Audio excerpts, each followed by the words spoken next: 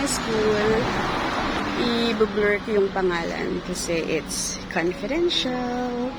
So, it's almost 7:30, which is the time for arrival ng mga kids.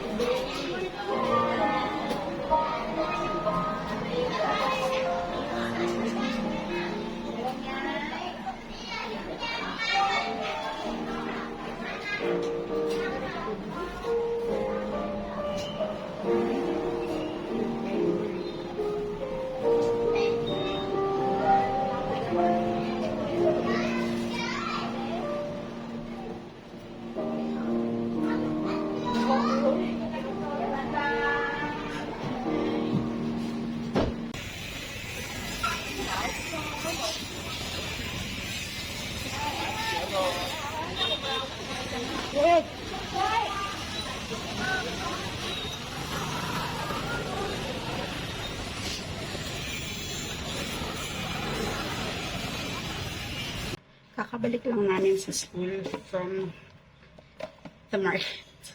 Ang init sa labas, so I have mga toiletries dito para pagka need ko magbihis or magpalit, pwede.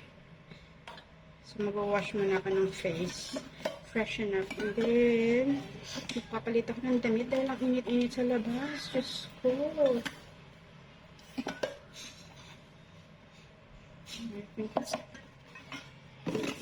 Let me wash my face.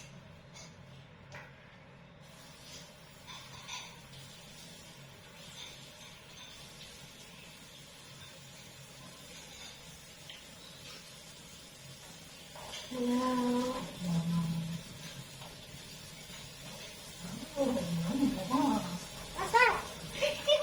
I need to take a video of my last days.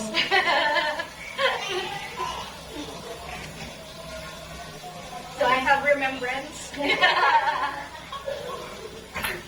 So, nagpalit na ako ng damit. As in, yung buong suot ko kanina, pinalitan ko. This shirt that I was wearing, super pawis. So, now it's almost 11. Lunchtime. My lunch time is 11, pero pwede na akong kumain. And then, once I'm finished with eating, I'm gonna go out and work sa cafe. Kasi, mas rest ko doon dahil may AC. May mga makulit na bata dito. What am I doing? I don't know what I'm doing. What am I doing?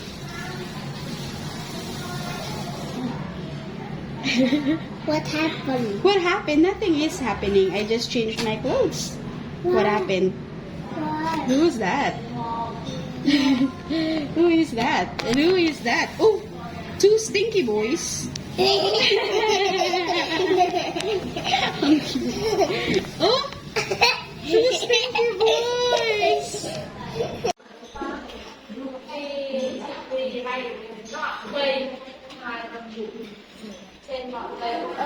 Don't take my food. It's okay. I'm not giving it to you.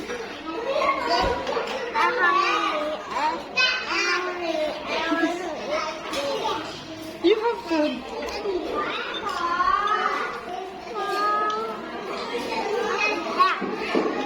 A little shrimp. Just a little bit. So, kakatapos ko lang mag-lunch. And now, it's 10 past 11. So, actual lunch time ko na. Pero nakakain na ako. So, 11 to 12 is my lunch time. Tapos, 12 to 1 is planning time. Pero kapag lumalabas ako, bumabalik ako ng mga 12:30 or just before 1 kasi sa labas na ako nagpa-plan. Dahil ang init dito. At least, pag nasa labas ako, like sa cafe, may aircon. Hindi ako maiinitan. But today, I'm going to the optometrist. So, pupunta ako sa shopping mall. May own days doon. Malabo na yata yung mata ko. And palagi sumasakit yung ulo ko. So, feeling ko dahil sa eyes. So, magpapacheck up ako eh. Ito na siya. Xin chào. Crescent Mall.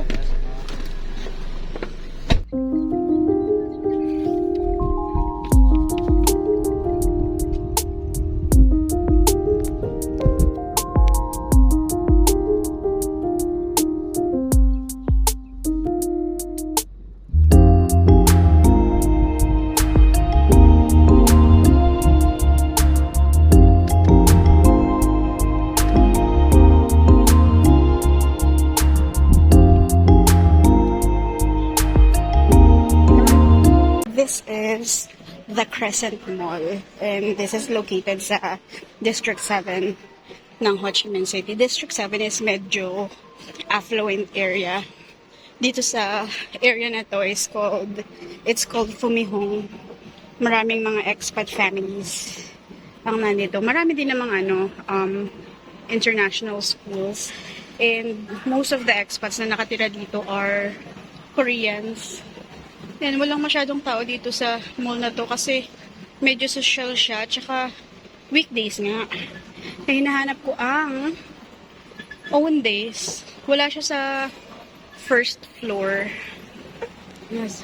Ewan ko kung nandito siya sa second floor. Ayun, own days, nakita ko na. Ayun, nasa taas siya. Let's see.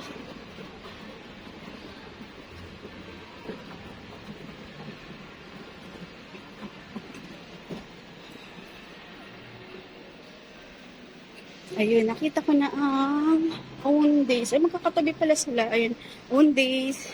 Tapos may Vietnamese siya. Megane Prince is what? Korean ba siya or Japanese?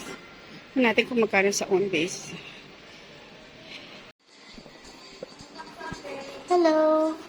Can I have a consultation? Yes? I want to have a consultation. Oh, we don't have contact lens. No, consult. I want to check. Oh, you want to check your eyes? Yeah. Okay.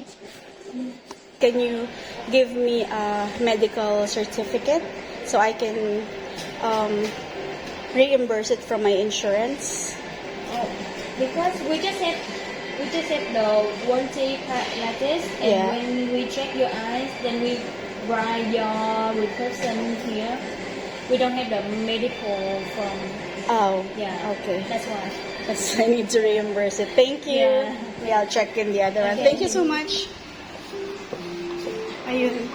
Parang hindi ko na ma-reimburse kung walang medical certificate. So, check ako dito sa Megane Prince. Let's see. Sana kapag English nila ng maayos. Yung kasi parang hindi niya ako masyadong maintindihan.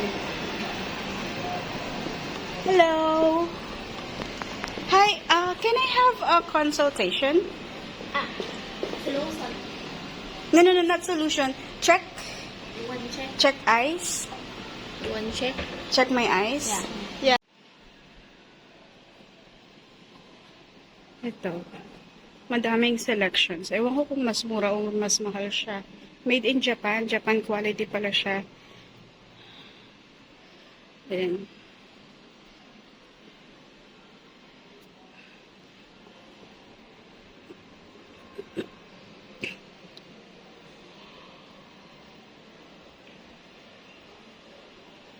Nakakapag-English na staff, wala. O sa Saturday lang sila mayroon. Hello. Hi. Can I have a consultation? Contact lens. No. Check? Check na yan. Yeah. Check. No, check first. I don't know if I'm okay or not. Check eyes. I don't know if my eyes are okay.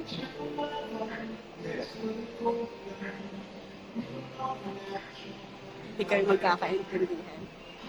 Okay, I come back. Thank you. Isa talaga yun sa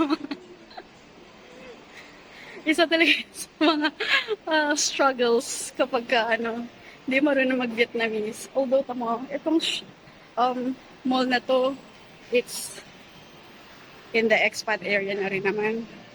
Pero, hirap na hirap silang mag-English. Parang hindi ko naman pinagtatawanan na hirap silang mag-English.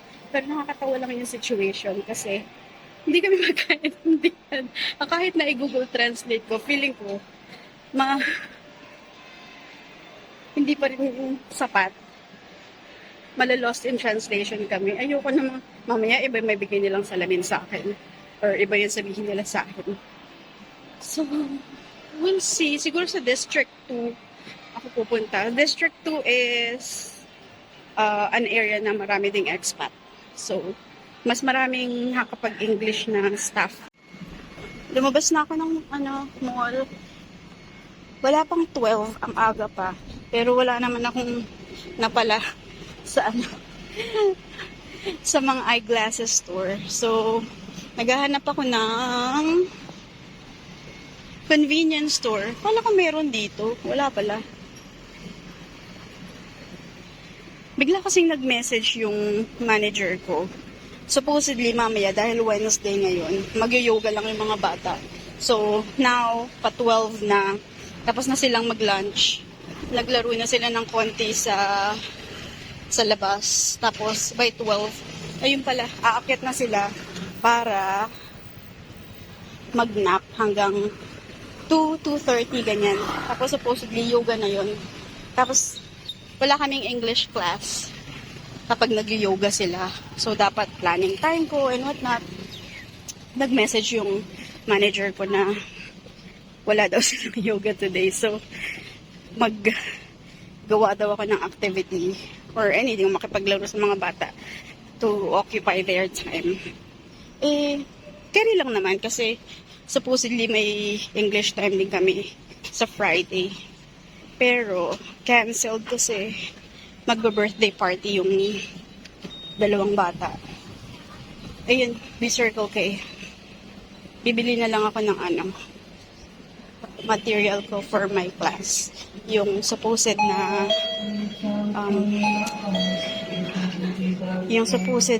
lesson ko for anong man tawag doon? For Friday. Gagawin ko na lang today. Kailangan ko lang ng tinapay.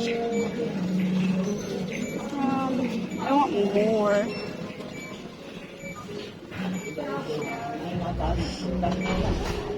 Saan yung mga tinapay? I need like American bread. Yung tasty. Kasi kailangan magkasya siya for 21 kids. 22 lang nga yata. Mga ganun. Here.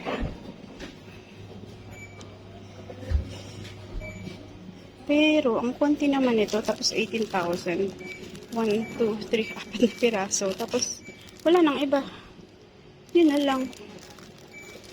Ano ba? Wala bang mas malaki? May bake shop pala doon sa loob. Doon naman, babalik na ako sa mall. Ang dami ko nang naikot, ang dami ko nang naging lakad. Babalik na ako sa school.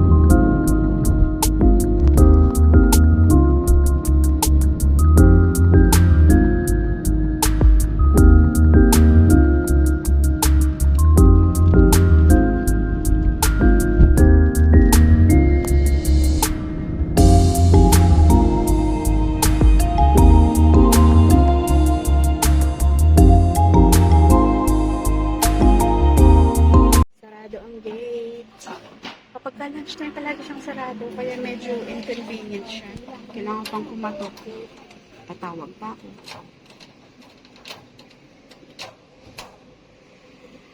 Come on, Apple! Yung older student yun. Marunong naman siyang gumamit ng ng lock. Ang init. Nakabalik na ako. Ang init sa labas. May dalawang bata dito. Hindi kasi sila nagnanap sa afternoon. So, kapag gantong time na nagnanap ng ibang bata, sila dito sa baba kasama ko. And magpe-prepare na lang ako ng activity ko for later. Need ko to. Tapos, hindi ko matawag sa activity, pero it would simulate yung digestive system. Kaya bumili ako ng bread. Ilalagay nila dito sa loob yung bread. Yun yung food na kinakain natin. Tapos, lalagyan nila ng liquid. Kasi pag uminom ka dito, mapupunta siya sa tummy mo. Tapos, they would observe kung paano mag-break down yung food. Ganun. Kasi, experiential and hands-on na ito, sorry. So, kakatapos lang ng klase ko. Ang class ko with my oldest class, oldest me, like yung 3 to 6 years old, is from 2:30 to 6. Pero usually, nag-start siya late na, minsan late ng 15 minutes or 20 minutes.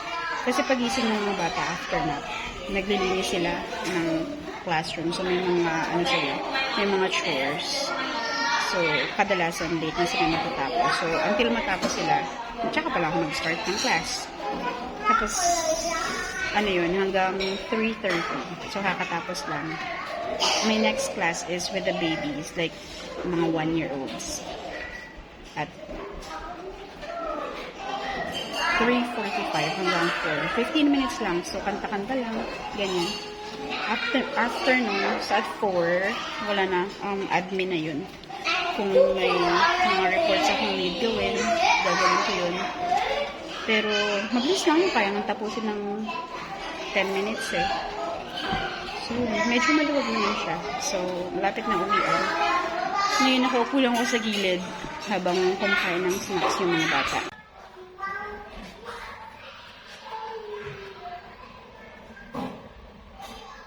Oh, is it? Finish your food. Stop. 1.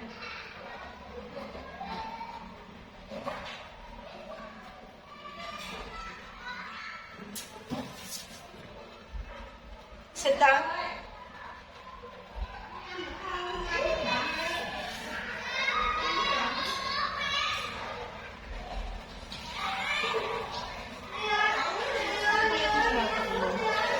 Pangalan niya, Zip. Tapos lagi siyang huli kapag snacks.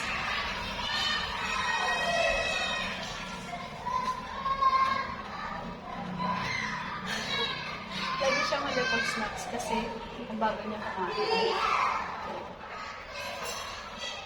Tapos ako niya kumain. Tapos yung cleaner niya, tanong ko siya kasi isang bata. Kumukuha ng tubig. Tapos di niya napatay. So, mga sa kitchen.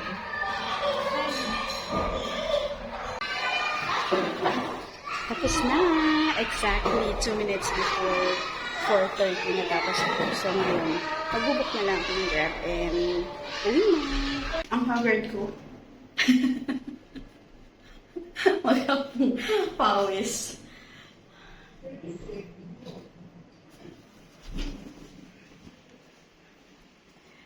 It's exactly 5:20. It took me 30 minutes para makauwi. Kasi medyo late na rin naman ako umalis dahil naghintay pa ako ng Grab. Parang 4:40 na ako nakaalis. Tapos dumating ako dito. Actually 5:10.